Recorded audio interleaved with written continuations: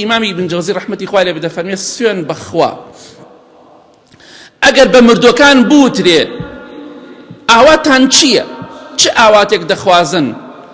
واللهی دەڵێن ئاواتمان ئەوەیە کە بگەڕێنەوە بۆ دنیا یەک ڕۆژ بە ڕۆژووی. واللهی مردوەکان ئێستا بگەڕێنەوە بە دڵ و بە ئیمان و بە تەقوا و بە ڕۆژوو دەبن. ئێمە ئێستا حالێن لە ئاواتی ئەوان داین، ئەو ئاواتی ئەوان ئاواتی بۆ دەخوازن، ئێمە لەوە داین با ڕێگای خوا بگرین کەواتە ئینشاڵڵا دڵخۆش بین. خوای گەورە سپاس بۆ تۆ بە مسلمانی ئێمە دروست کردووە لەسەریشی بمامرێنە یا رب العالمین.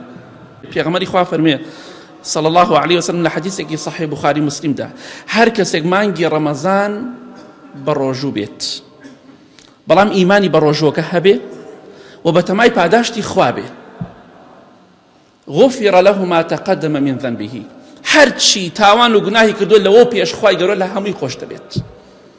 لەوە باشتر هەیە تۆ بتوانی بەهۆی ڕۆژووگرتنەوە چەند سەعاتێک تۆ نانی پارشی و حساکە نانی بانی دەیخۆی، تەنها نانی نیوەڕۆ ناخۆی.